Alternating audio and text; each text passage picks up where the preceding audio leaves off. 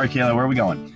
St. Paul Ice Show! Yeah, we're going to the St. Paul Ice Show. If you've never heard of that, it is basically heaven for a fisherman or a fisherwoman. Just a bunch of people get together, a bunch of booths, a bunch of ice fishing stuff. Giveaways. Huge giveaways. I went last year. I almost won something, but I didn't. Yeah, it's going to be a great time. We're going to try to interview some really cool fishing YouTubers today that are there.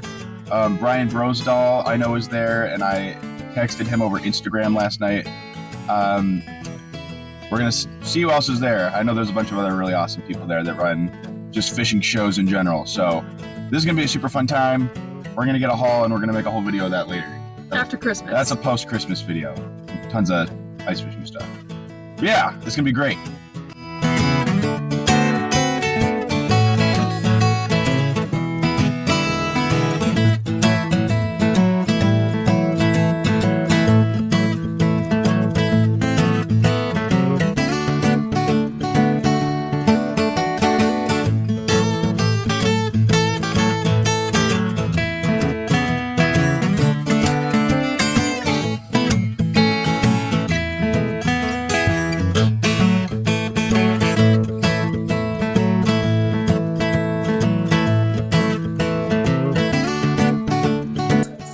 Okay, what's up, y'all?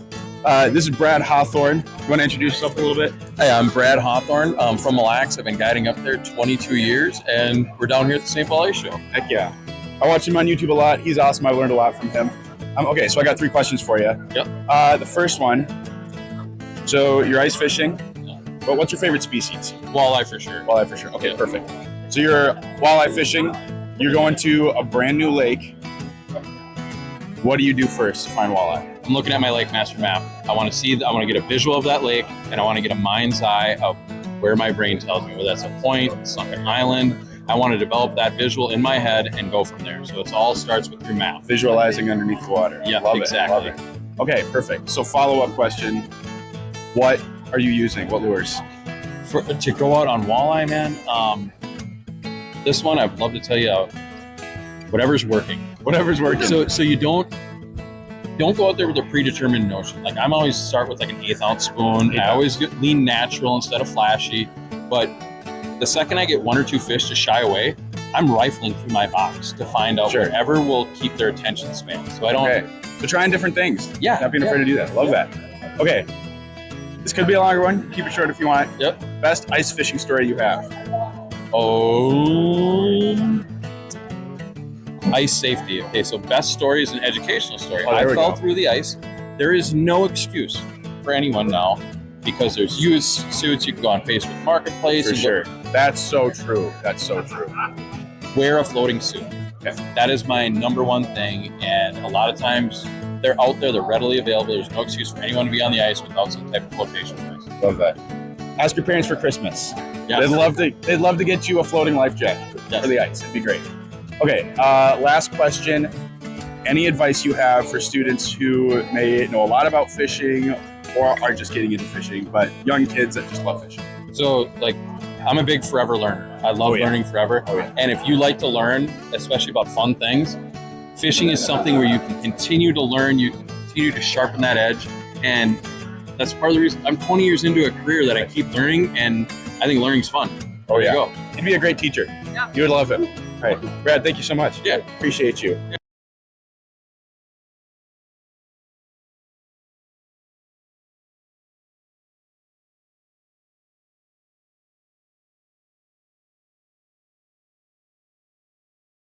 Sorry. Get it. Okay. Awesome. All right, Tom, you want to introduce yourself a little bit? Yeah. Now? Okay. Tom Wynn. Just been fishing the NWT the last few years. Had a great couple seasons, and just down here at the St. Paul Ice Show, helping answer questions about Garmin and a little bit about Tom Wynn University. But yeah, it's been a good weekend so far. Awesome. All right, Tom. You're on a new lake.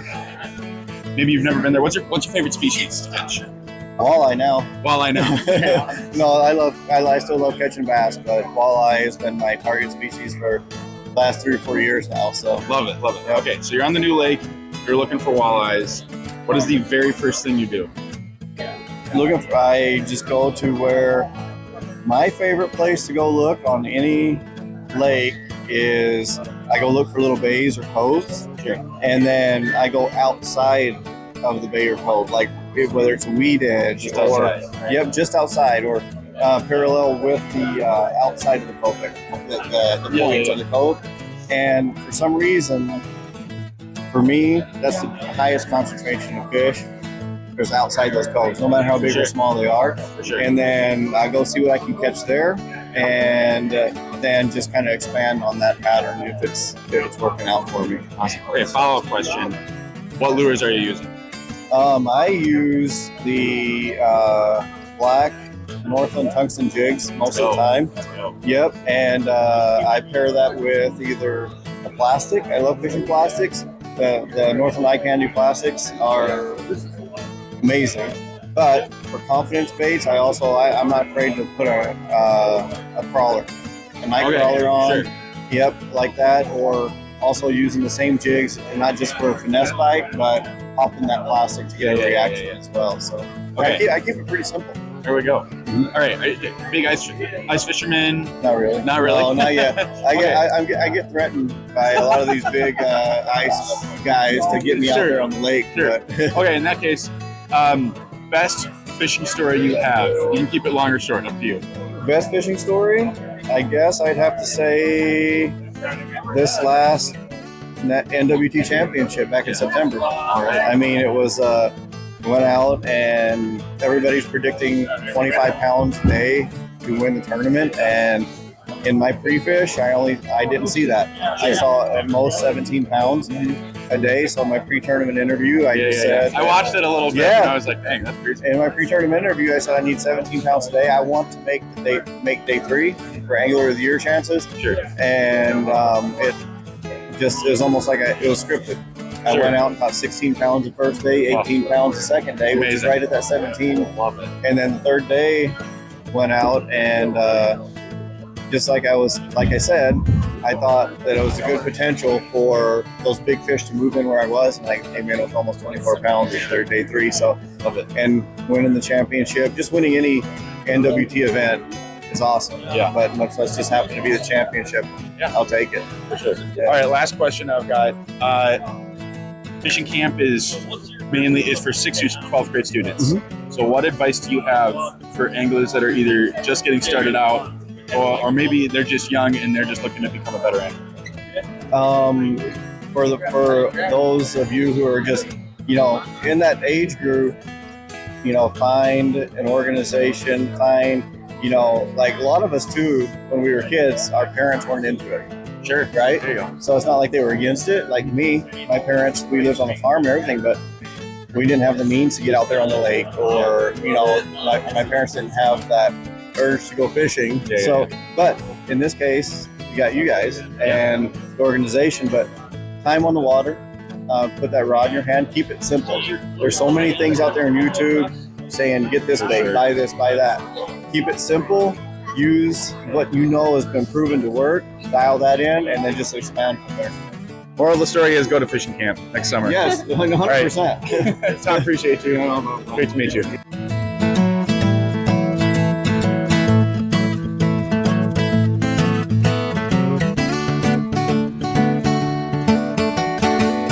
All right, Sam, you want to introduce yourself a little bit? All right. You don't have to talk that close. It's really loud. I don't know what to do with my hands. Check, mic check. No. Ladies and gentlemen, boys and girls, we're down here at the St. Paul Ice Show. Oh, yeah. This is the Mecca. This is the Super Bowl of ice fishing shows. Yeah. And today, we're going to answer a couple questions. My name is Sam SOBI, and he's going to fire them at us. Yes, sir. Okay. First question. So you are going to a new lake. You've never been there before. Yeah. First of all, what's your favorite species? Yes. Through the ice? Through the ice. I'm going to combine them. I'm going to just say panfish. I love Yes. crappies and bluegills. Good. People keep saying walleye. We need some panfish stuff. No, I love crappies. There we go. Okay. So you're going to a new lake. Yeah. You're going for crappies, bluegills. What is the first thing you do? Well, right away, I look at a lake map. But even before that, Onyx, they have that app, Onyx the hunting Fish, app. yep. Onyx Fish is a wicked good app. You can scroll around there and look at the fish surveys. If I'm going to a brand new lake, I want to see, hey, is there crappies and bluegills in there? Yes. What's the size structure? Is there potential? And from there, go on a lake map, and especially if I'm going for bluegills, I might look for north-facing shallow bays with some weeds, or if I'm going for crappies, I'll look in the deepest part of the lake, the depressions, For sure. the basins. So, Absolutely. Okay, so this is like the third person who has said you need to look at a lake map first if you've never been there. Super helpful. Okay, follow up. What are you using? What lures? I'm going for gills right out the gate, early ice. I love a clam half ant, and I like putting meat on it. I like wigglers, Okay, yeah, I like yeah. wax spoons. If I'm going for crappies, Yes, I'm sir. ripping a spoon. I'm ripping probably a pinhead. Okay, then that's good. All right, I love it. Okay, little different question. Yeah. Best ice fishing story. You can keep it long or short, up to you. Oh man, that's not the spot story. Best Yes, it ice is. fishing story. I think I'll go best ice fishing story. Recently, a couple years ago, we just got into a permanent shack where we bought one on Sure. Facebook Marketplace. It was like the first night we had it out. We didn't really know what we were doing with it. Blah blah blah. My girlfriend smacks Let's like go. the personal best crappie, and I was like, yes. And it just felt like that's how you break in a house. Heck yeah. So it's like, I don't know, a big fish or a fishing dog can sometimes just make a trip. Absolutely. Yeah. That's awesome. That's all. Okay, last question. Fishing camp is for students grades 6 through 12. Yeah. What advice do you have to anglers who have, or they're just looking to become better, or maybe they've never gone fishing before, but they're super interested? Yeah, I would go. I would just go if you can. Get around people that go. Get around like-minded people, and the friends you meet and the people you meet within fishing, they become lifelong friends. Super true. It's so true. So I would just say go, and the more you go, you're going to get addicted. So Absolutely. it's a good time. Moral of the story is go to fishing camp. Yeah, awesome. Sam, appreciate you. Yeah, Appreciate all you do.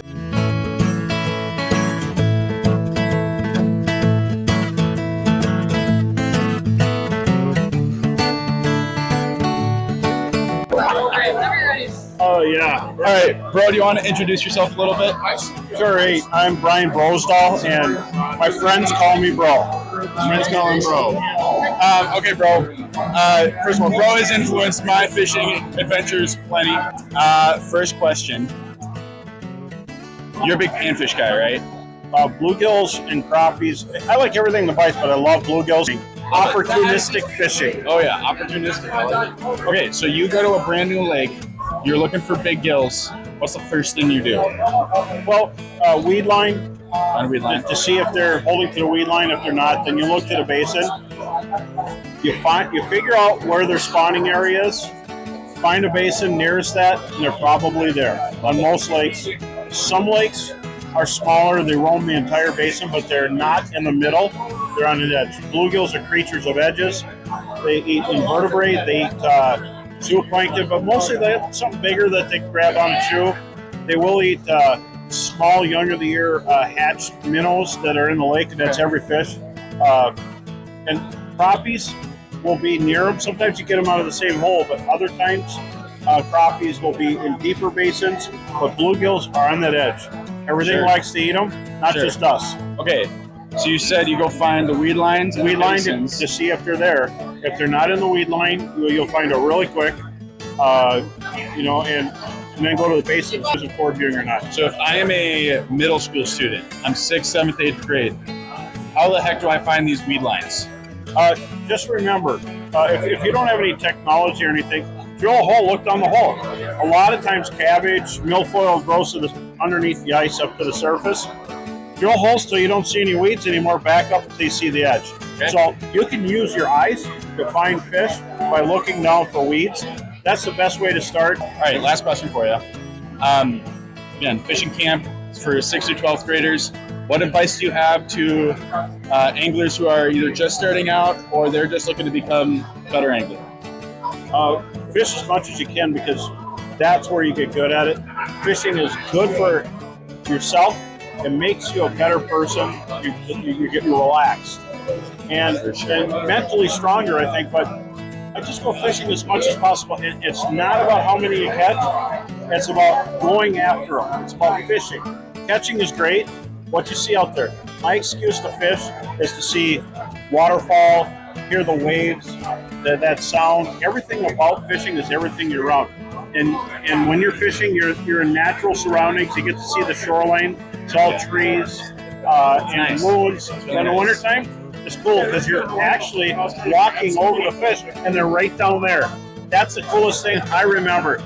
When I was 5 years old, I caught a walleye through the ice. I caught tons of panfish, but I never sat in the house. I walked around and I fished holes. I didn't have technology.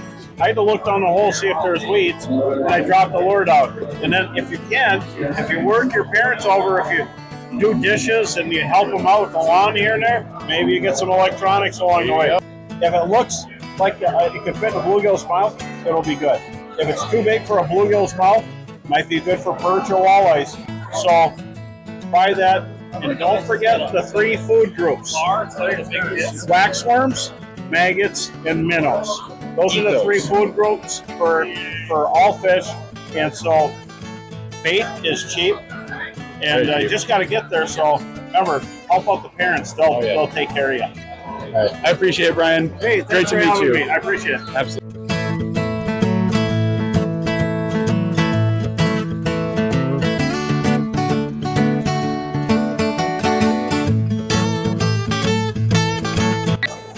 All right, last interview for the day.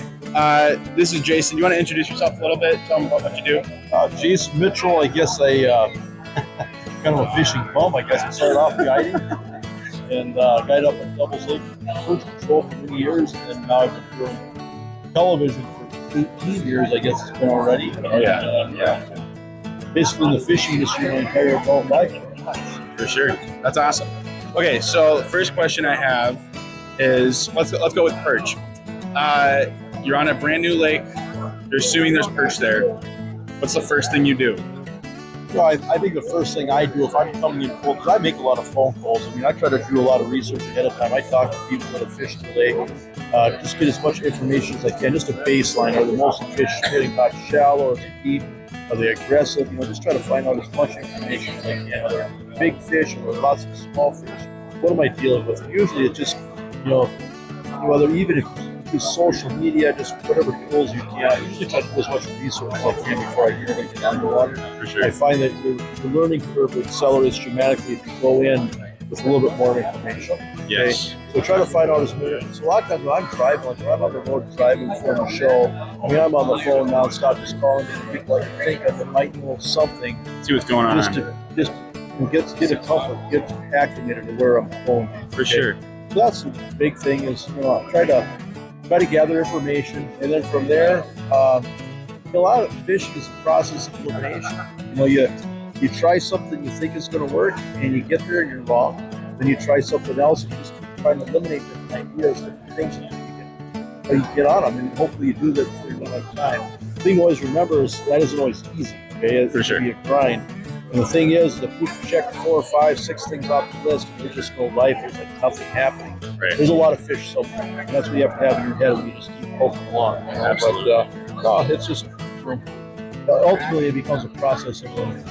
Process of elimination. Okay, I love it.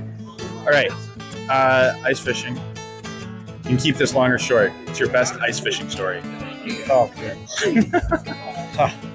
trick question or what? No, I don't know. I mean, we've had a lot of great memories, a lot of great stories, a lot of obviously great fishing. But I think probably the best story is just watching new people fall in love with fishing. That's one of the things I enjoy about guiding on this page is you get people that maybe they bring in a spouse or a boyfriend or a girlfriend or a coworker or whatever, and they weren't necessarily avid anglers, and by the end of their trip they'd fall in love with it. So I think That's probably so cool. too. I remember having some kids that there was like Make-A-Wish stuff where they were dying. They didn't have that much time left on this planet, and their dream or goal or wish was to fish Devil's Lake. That's pretty humbling. Jeez, that's meaningful. Taking kids out that they don't have much time left. Yeah. Man, they could get Disney World or anything. So that was pretty humbling. Absolutely. And some of those memories, I think, will still make me sad. But that's the thing with fishing. You do it with people that are a lot older than you, and people are just a lot different than you all the way around. It's just maybe a common bond or common kinship, common friendship. So, fishing camp is for students in grades 6th through 12th grade. Yeah. So there's a great transition. But what advice do you have for them as they are learning how to become better anglers, or maybe if they are just getting into fishing? learn to use your senses and learn to use your gut, develop your gut.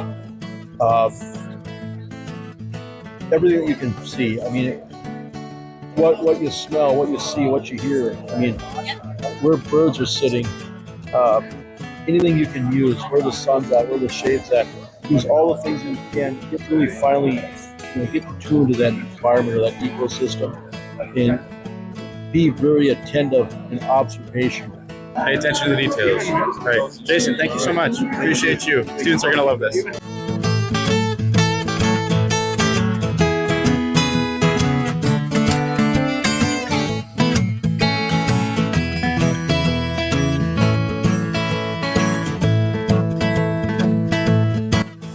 All right, we're back home from the ice show.